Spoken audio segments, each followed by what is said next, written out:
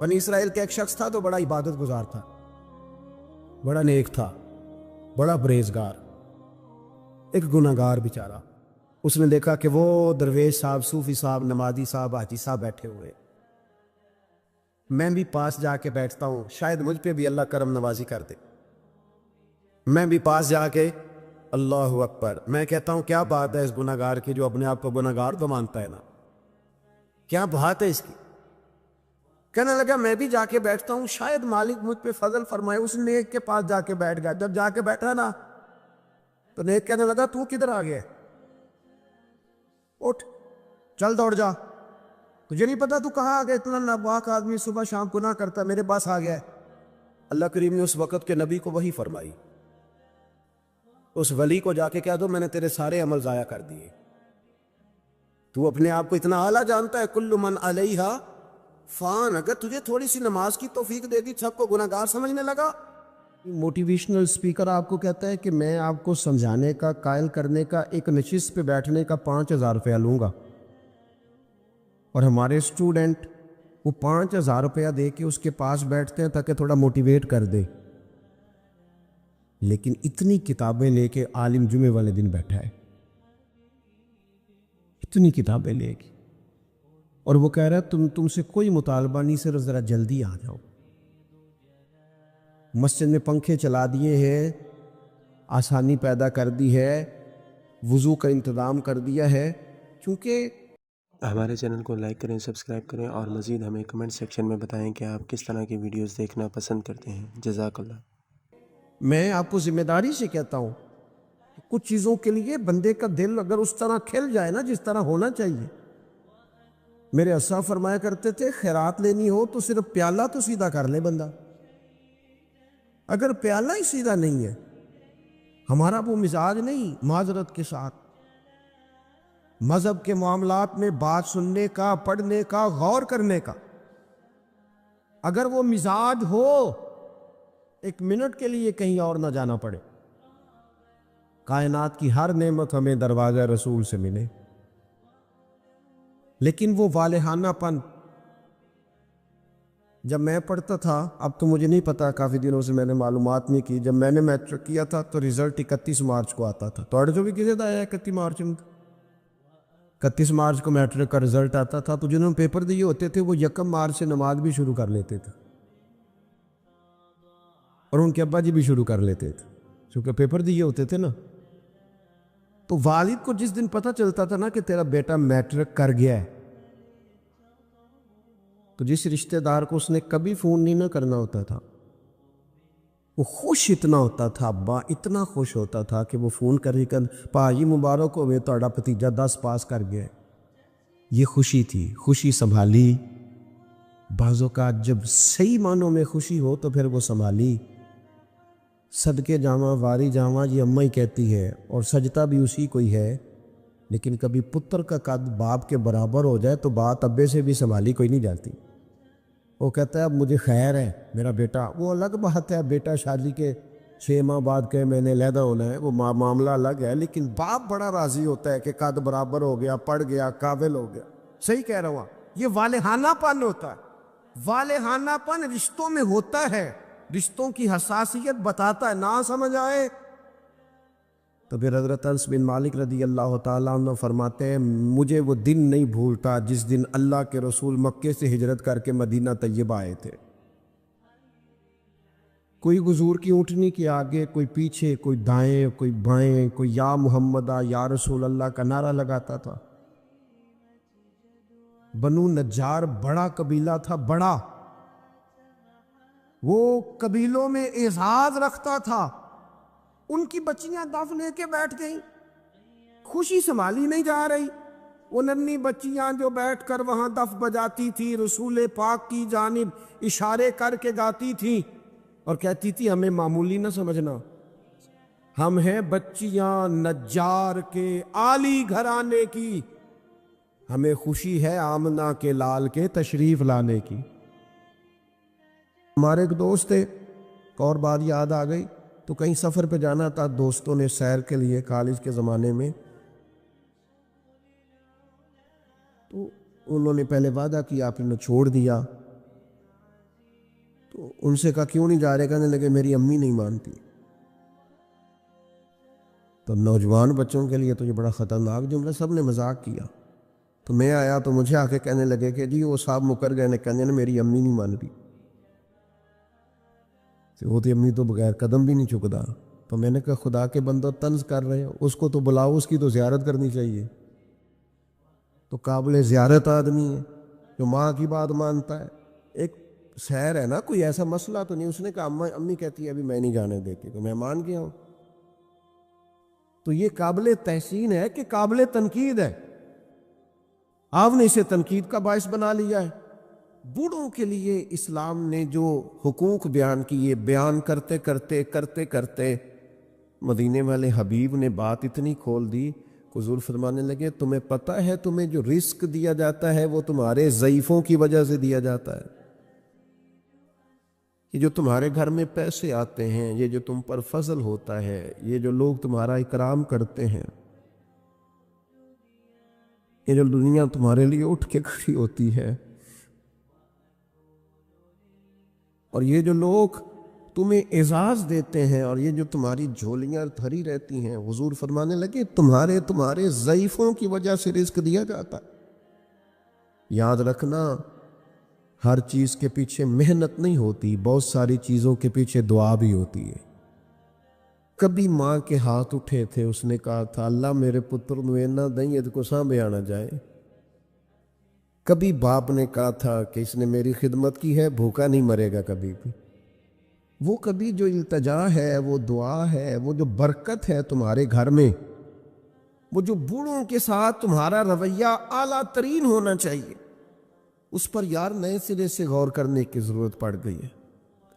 بزرگ کونوں میں بیٹھ کے کہتے ہیں، نکروں میں بیٹھ کے کہتے ہیں مینوں پوچھ دے نہیں، میرے نال صلاح نہیں کر دے، میرے کو چپ کر کے لنگ جاندے، مینوں تے کو پوچھدا ہے تے میں چپ کر کے کہنا بچے بڑے نیک نے، بڑے اچھے نے، لیکن میں کیسے اپنے پیٹ سے کپڑا ہٹاؤں؟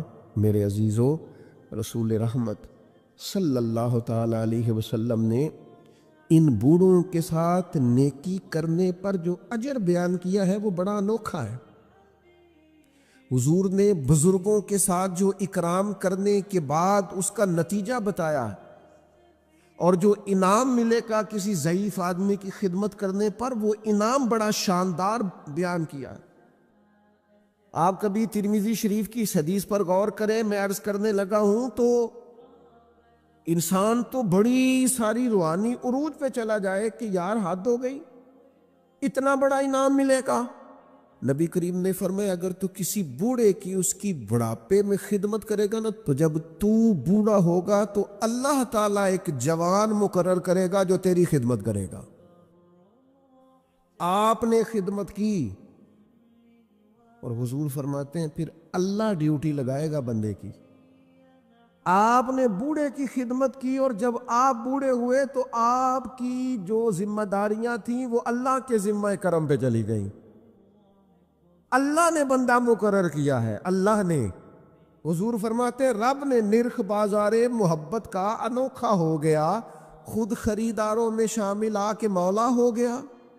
اللہ نے ڈیوٹی لگائی، اللہ نے، کہ اس نے ایک بوڑھے کی خدمت کی تھی، اب ایک جوان اللہ مقرر کرے گا۔ اور اس حدیث میں تصریح نہیں فرمائی، یہ ترمذی کی ہے، تصریح نہیں کی کہ وہ بیٹا ہی ہوگا، بھتیجے کی بھی ڈیوٹی لگ سکتی ہے، کسی شاگرد کی بھی لگ سکتی ہے، کسی گلی محلے میں بھی کسی کے دل میں اللہ بات ڈال دیتا ہے کہ تو اس کی خدمت کر، شرط یہ ہے کہ پہلے تو نوکری کر، ڈیوٹی کر۔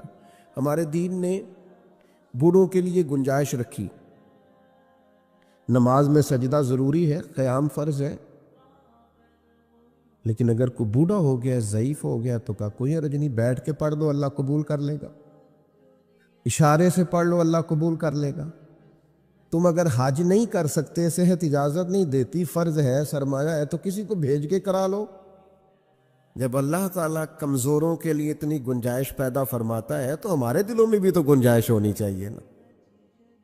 ہمارے دلوں میں بھی عمر رسیدہ ہونا، عمر کا بڑا ہونا اعزاز ہے۔ کچھ نہ کریں، اپنے دل میں ان کا اکرام تو کریں۔ میں بعض ایسے کم نصیب لوگوں کو بھی جانتا ہوں جو بوڑھوں کا مذاق اڑاتے ہیں، ان کے ذوف کی وجہ سے اپنے لیے وہ ہنسنے کا سامان کرتے ہیں، ان کے منہ میں دانت نہیں رہے تو یہ اس بات کو بطور شغل کے اپنا لیتے ہیں، اٹھنا بیٹھنا ان کے لیے دشوار ہے تو یہ بعض بوڑھوں کو غصہ دلا کے چڑھا کے خوش ہوتے ہیں۔ نبی پاک علیہ السلام نے فرمایا جس نے 3 لوگوں کی عزت کی وہ سمجھے میں نے اپنے رب کی عزت کی۔ اللہ کا اکرام کیا، بخاری مسلم میں حدیث ہے، اللہ کا اکرام کیا۔ یا رسول اللہ کس کس کا؟ فرمایا جس نے عدل کرنے والے بادشاہ کی عزت کی وہ سمجھے میں نے اپنے رب کی عزت کی، اور جس بندے نے قرآن پاک کے عالم کی عزت کی، دین کے عالم کی عزت کی، وہ سمجھے میں نے رب کی عزت کی، اور فرمایا جس نے بوڑھے مسلمان کی عزت کی سمجھے میں نے اپنے رب کی عزت کی ہے۔ اس اکرام کو آپ غور سے دیکھیے، یہ کتنا بڑا اعزاز ہے، یہ کتنی بڑی فضیلت ہے کہ اگر کسی بوڑھے کو، میں آپ سے عرض کروں، میں یہاں دوست مجھ سے ملتے ہیں تو بعض اوقات ان کو مرتب ہو کے کھڑا ہونا پڑتا ہے اور ایک کے بعد دوسرے کو آنا پڑتا ہے، تو میں اکثر دوستوں سے کہتا ہوں بزرگوں کو پہلے ملا لو۔ اس کی وجہ یہ ہوتی ہے کہ بوڑھے آدمی کے لیے کچھ زیادہ دیر کھڑا رہنا بھی مشکل ہوتا ہے اور ان کے اعزاز کے بھی خلاف ہے، ان کی طبیعت کے بھی خلاف ہے کہ آپ ان کو آپ آگے بڑھ کے ملیں، کیا حرج ہے؟ آپ ان کی سفید داڑھی کا اکرام کریں جس کی اللہ بھی حیا فرماتا ہے، آپ اپنے سے عمر رسیدہ لوگوں کا اکرام کریں گے تو ان کی عزت تو ہوگی، آپ کی تربیت بھی نظر آئے گی۔ آپ کو لوگ دیکھ کے کہیں گے کہ ماں باپ نے سینچا ہے، اساتذہ نے توجہ دی ہے، مشائخ نے تربیت دی۔ آپ بزرگوں کے لیے اپنے جذبات کو نرم کریں، آپ ان کے حق میں اپنی رائے کو عمدہ کریں، آپ اپنے دل میں ان کے لیے گنجائش بنائیں، خدمت کے لیے آگے بڑھیں۔ ایک بوڑھے آدمی آئے حضور علیہ السلام کی عالی مرتبت بارگاہ میں، تو کچھ لوگوں نے انہیں جگہ دینے میں تھوڑی تاخیر کی، تو اللہ کے رسول نے تنبیہ فرمائی، نبی کریم علیہ السلام فرمانے لگے جو چھوٹوں پہ رحم نہ کرے اور بڑوں کا احترام نہ کرے وہ تو ہم میں سے ہے ہی نہیں۔ ہم نے تو سکھائی ہی رحمت کرنا ہے اور ہم نے تو بتایا ہی اکرام کرنا، تو جسے نہ چھوٹے پہ رحمت ہے، دیکھیں نا بڑوں کی بھی ڈیوٹیاں ہیں، ان کو بھی سختی سے منع کیا چھوٹوں پہ رحم کرنا، ان کو بھی تاکیداً منع فرمایا، اور چھوٹے سے کہا تم نے اس کا اکرام کرنا ہے۔ مجھے بتائیے کتنا حسین سنگم بنے گا، کتنا شستہ عمل بنے گا اور کس قدر خوبصورت ماحول بنے گا۔ بڑا شفقت ہی کرتا جا رہا ہے اور چھوٹا احترام ہی کرتا جا رہا ہے۔ انداز کتنا انوکھا ہوگا، خوشبو کتنی پھیلے گی، ٹھنڈک کتنی ہوگی، اس کے اندر حسن کتنا چھلکے گا۔ تو میرے عزیز اپنے بزرگوں کا، ضعیف لوگوں کا کچھ اکرام کریں۔ بعض لوگ کہتے ہیں ابا جی سخت بڑے ہیں، اور بہت سارے ایسے لوگ ہیں جو ابا جی کی سختی کا بیان کرتے ہیں، حالانکہ وہ ان کا افسر بھی سخت ہے، حالانکہ انہیں زندگی میں کئی ایسے لوگ ملتے ہیں جو بڑے سخت ہیں پر ان سے کام ہوتا ہے نا، لہذا ان کی سختی قابل قبول ہوتی ہے۔ تو ابا جی سخت ہیں، جب بچپن میں آپ کو پال رہے تھے تب سخت نہیں تھے،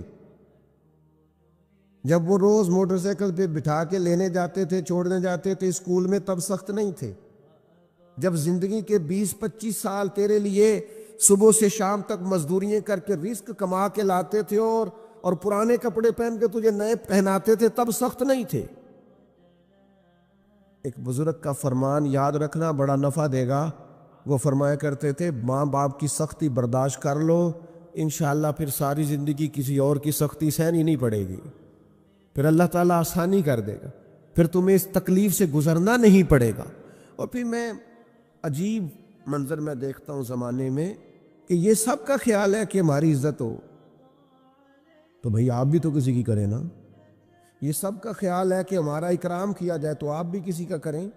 یہ سب کا خیال ہے کہ میں ایک ٹائم آئے جب میں سینئر سٹیزن بن جاؤں اور میں بوڑھا ہو جاؤں اور بزرگ ہو جاؤں، تو بھئی آپ بھی کسی کا اکرام کریں تاکہ اس وقت آپ کے لیے بھی آسانی بنے۔ بوڑھوں کے نرم دل، ان کا جی چاہتا ہے کہ ان کی عزت ہو، ان کی طبیعت چاہتی ہے کہ ان ہاں الگ بات ہے کسی میں عاجزی کوٹ کوٹ کے بھری ہوئی ہے، وہ کہتا ہے نہیں نہیں جی ضرورت نہیں، لیکن بزرگی تقاضا کرتی ہے کہ اکرام کیا جائے، احترام کیا جائے۔ علامہ اسماعیل حقی لائے ہیں روایت، ایک شخص نے آ کے عرض کیا تھا حضور میرے رزق میں برکت نہیں، فجر کا وقت مانگنے کا ہے، تو ساری رات تو گزر گئی گیمیں کھیلتے، ٹی وی دیکھتے، اور جو لینے کا وقت تھا تو سو گیا، تو کیسے آئے گا تیرے پاس؟ تو اٹھے سویرے، بندوں سے مانگ کے دیکھ لیا، بڑی عزتیں خراب ہوئی، فجر کا وقت اٹھ کے جھولی پھیلائے۔ میرے رسول پاک علیہ السلام فرماتے ہیں، رب فرماتے ہیں جب بندے میرے آگے جھولی پھیلاتے ہیں مجھے شرم آتی ہے، کیسے خالی واپس کر دوں؟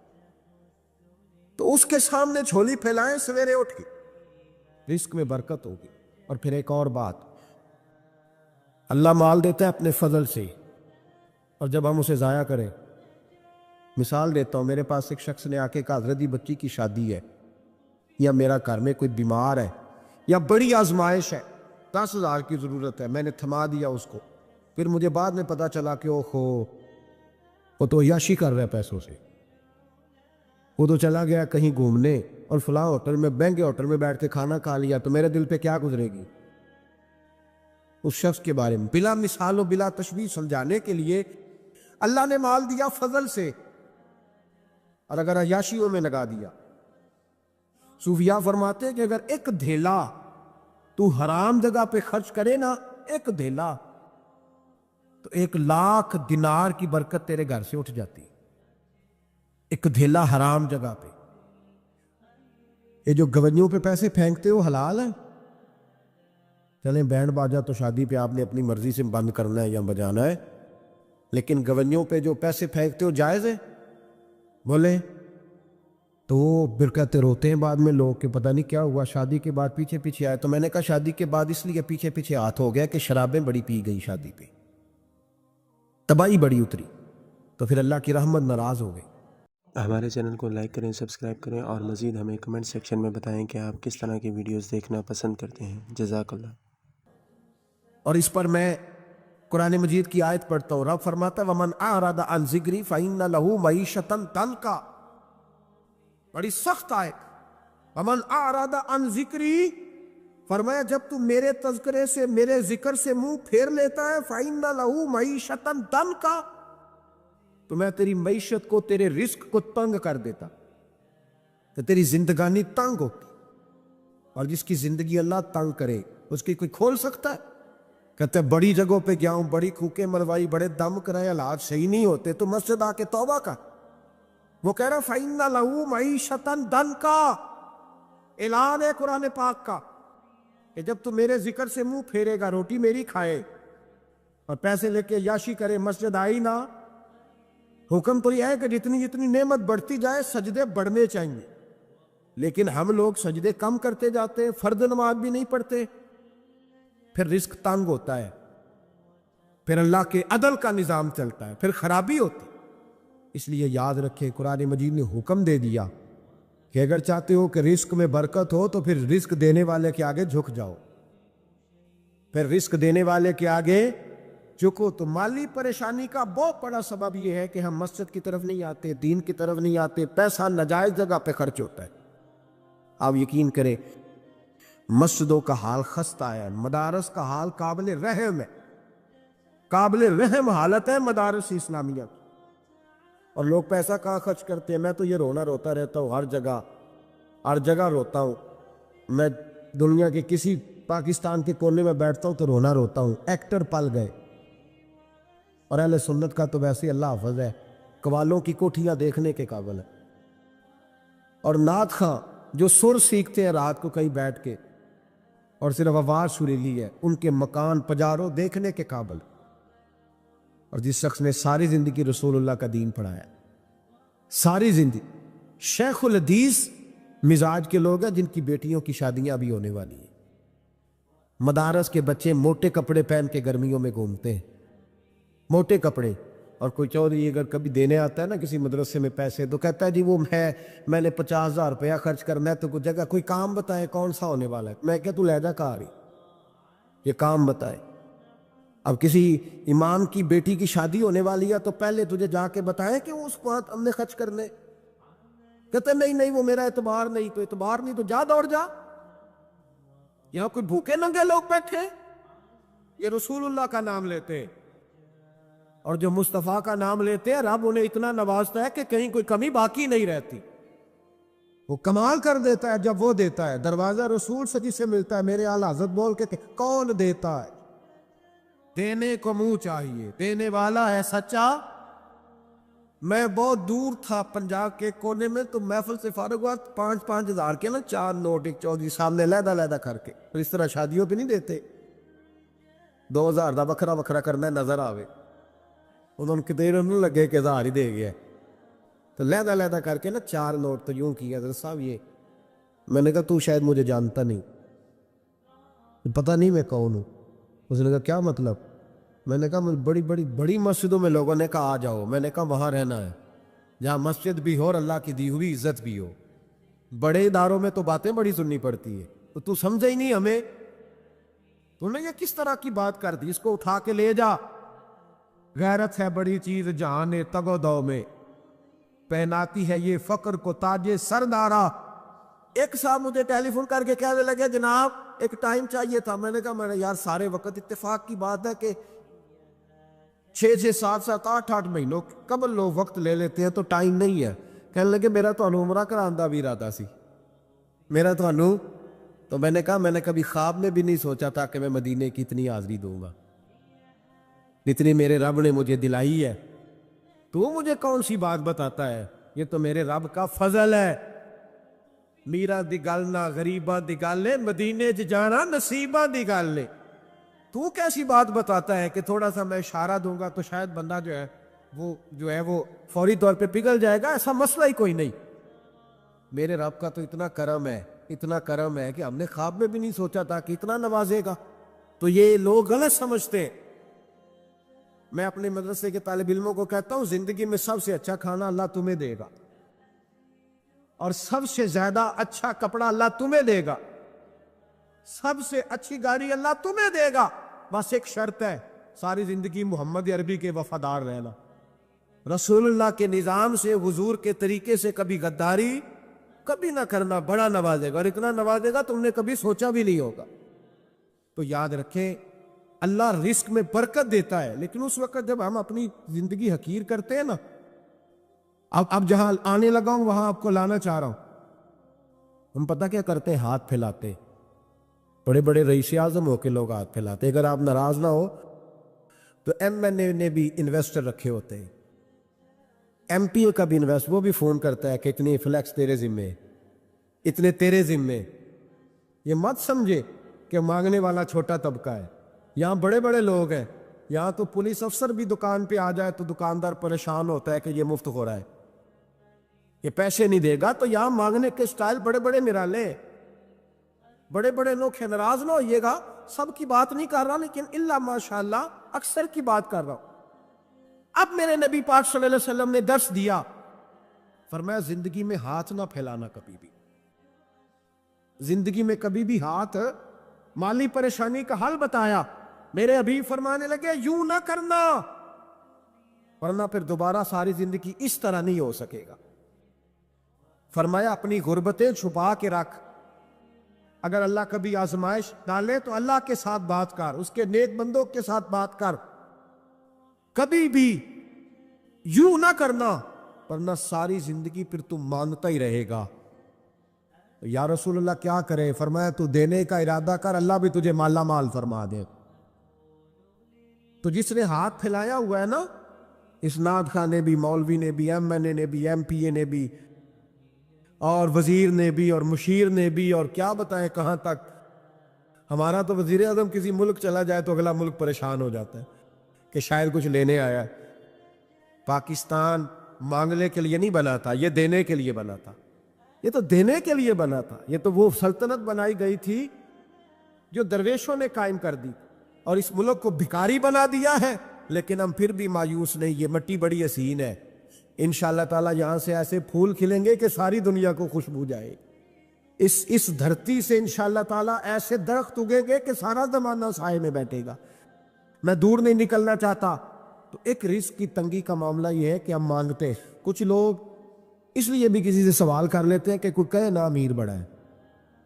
سوال شادی کا موقع آتا ہے تو 2-4 دوستوں کو فون کر لیتے ہیں، پھر رشتہ داروں کو بتاتے پھرتے ہیں کہ میں نے تو قرضہ پکڑ کے نکاح کیا ہے، قرضہ پکڑ کے رجسٹری کرائی ہے، تاکہ لوگ تو جب تو ایک دفعہ مانگ لیتا ہے پھر ساری زندگی تیری مالی مشکلات حل نہیں ہوتی۔ ایک وجہ یہ ہے۔ اب آئیے ان پریشانیوں کے کچھ روحانی علاج ہیں۔ ایک بات عرض کروں، سورہ طلاق 2-3 نمبر آیت کی گھر جا کے تلاوت کریں۔ رب کریم نے فرمایا وَمَن يَتَّقِ اللَّهَ يَجْعَل لَّهُ مَخْرَجًا، فرمایا جب تو اللہ سے ڈرے گا تو اللہ ہر مشکل سے نکلنے کا تجھے رستہ عطا فرما دے گا۔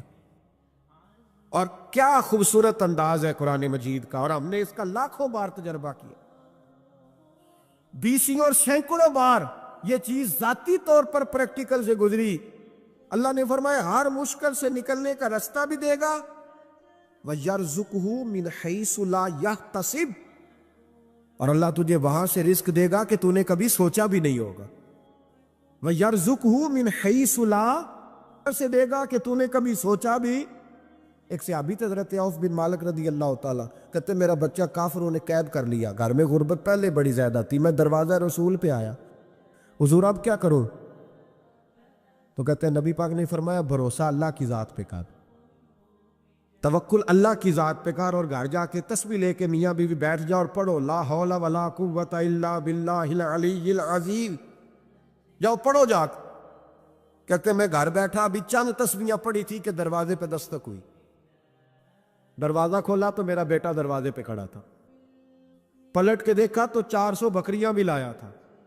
اور میں نے کہا بیٹا یہ کیسے آ گئی؟ کہنے لگے ابا جی مجھے ایک حویلی میں کافروں نے قید کیا ہوا تھا، میں بڑا پریشان تھا، لیکن ابھی تھوڑا دیر پہلے پتہ نہیں کیا ہوا، میں نے یوں ہاتھ لایا تو رسیاں کھل گئی، باہر نکلا ہوں تو 2-3 بندوں پہ نیند کا ایسا غلبہ تھا کہ بے ہوش ہو کے گرے ہوئے تھے، 400 بکریاں بھی تھی، میں نے دروازہ کھولا، بکریاں میرے ساتھ دوڑنے لگ گئی ہیں، تو میں 400 بکری بھی لے آیا ہوں، پلٹ پلٹ کے دیکھتا رہا ہوں، پر میلوں کا سفر ہوا وہ آئے ہی نہیں۔ تو والد کہنے لگے بیٹا چلو پہلے مصطفیٰ کریم سے جا کے پوچھ لیں، دیکھیں کیسے مالی مسئلے حل ہوتے، حضور سے جا کے پوچھے کہ ہمارے لیے جائز بھی ہے کہ نہیں۔ کہتے ہیں دروازہ رسول پہ جا کے ہم کھڑے ہی ہوئے تھے کہ نبی پاک نے فرمایا دیکھا رب کریم کا فضل، دیکھا، فرمایا تیرا بیٹا بھی آ گیا، تیری غربت کا بھی حل ہو گیا ہے، یہ کافر کا مال ہے، اسے مال غنیمت سمجھ کے استعمال کر، تیرا ہی ہے۔ تو لا حول ولا قوت الا باللہ العلی العظیم پڑھیں تو رزق میں پڑھیں گے انشاءاللہ، بول کے بتائیے پڑھیں گے انشاءاللہ تعالی۔ لیکن سنی قوم تویز پہ لگ گئی ہے، کہتے وظیفہ پڑھنا پڑتا ہے، آپ لکھ کے دیں گلے میں ڈالنے کے لیے تاکہ وہ ڈالتا جاؤں اور میرے اوپر پیسوں کی بارش ہوتی جائے۔ وظیفہ پڑھیں، وظیفہ پڑھیں۔ سنیں ایک اور وظیفہ سنیں، امام قرطبی نے تفسیر قرطبی میں لکھا رزق کی برکت کا وظیفہ، امام قرطبی نے لکھا ہے حضرت انس بن مالک رضی اللہ تعالیٰ عنہ کہتے ہیں ایک شخص حضور کی بارگاہ میں آیا، کہا یا رسول اللہ صلی اللہ علیہ وسلم غربت بڑی ہے، بڑا دکھی ہوں، بڑا پریشان ہوں۔ تو حضور نے وظیفہ بتایا، فرمایا جب بھی گھر جاؤ نا گھر والوں کو سلام کہنی ہے، السلام علیک، یعنی کب کہنی ہے؟ جب بھی جاؤ۔ کب کہنی ہے؟ یعنی گھر سے نکلے ماچس لینے کے لیے، واپس آ کے کہنا السلام علیکم۔ پھر گھر والوں نے کہا ہو یاد نہیں رہا تھا، وہ تو چینی بھی ختم ہو گئی ہے، پھر گئے چینی لینے تو واپس آ کے پھر السلام علیکم۔ انہوں نے کہا خو ناراض نہ ہوئیے گا، پتی بھی نہیں چائے کی۔ اب واپس گئے تو پھر واپس آ کے کیا کہنا ہے؟ تو نبی پاک صلی اللہ علیہ وسلم نے فرمایا جب بھی گھر جا السلام علیکم کہے اور 3 دفعہ سورۃ اخلاص پڑھ دے، اور سورت بھی وہ بتائی جو سب کو آتی ہے، قل هو اللہ احد اللہ الصمد لم یلد ولم یولد ولم یکن لہ کفوا احد، 3 دفعہ یہ پڑھ دے۔ صحابی بڑے سیانے تھے، بڑے مسئلے حل کرتے تھے ہمارے، فٹافٹ بول پڑے وہ صحابی، کہنے لگے حضور میری تو چھوٹی سی فیملی ہے، کئی دفعہ بچے گھر نہیں ہوتے، ننیال گئے ہوتے ہیں، تو پھر کیا کروں؟ حضور نے فرمایا جب گھر میں کوئی نہ ہو تو اپنے نبی پہ درود و سلام پڑھ دینا، تیرے نبی کا کرم تو تیرے گھر میں ہوگا نا۔ حضرت انس بن مالک رضی اللہ تعالیٰ عنہ فرماتے ہیں کہ ہم انتظار میں تھے کہ بندہ واپس آئے اور رزلٹ بتائے. کہتے ہیں وہ کچھ دنوں کے بعد واپس آئے تو عجیب بات کی انہوں نے. ہمسایوں سے کئی دفعہ بندے کی نہیں نا اتنی بنتی, اور کئی دفعہ لگتا ہے کہ میرا ہاتھ اوپر ہی رہے, یہ کہیں مجھ سے تگڑے نہ ہو جائے. کہتے ہیں وہ آئے تو نبی پاک صلی اللہ علیہ وسلم نے کہا کیا حال ہے تیرا؟ تو عرض کرنے لگا یا رسول اللہ صلی اللہ علیہ وسلم, وظیفہ تو میں نے اپنے لیے پوچھا تھا اور میرے تو ہمسائے بھی امیر ہو گئے. حضور تو میں نے اپنے لیے پوچھا تھا اور میرے دائیں بائیں والے لوگوں میں بڑی برکت ہوئی ہے. تو میرے محبوب مسکرانے لگے. حضور فرمانے لگے گویا برکتیں تیرے گھر میں جب برسی ہیں تو چھن چھن کے ان کا فیض اللہ نے تیرے ہمسایوں کو بھی عطا فرمایا.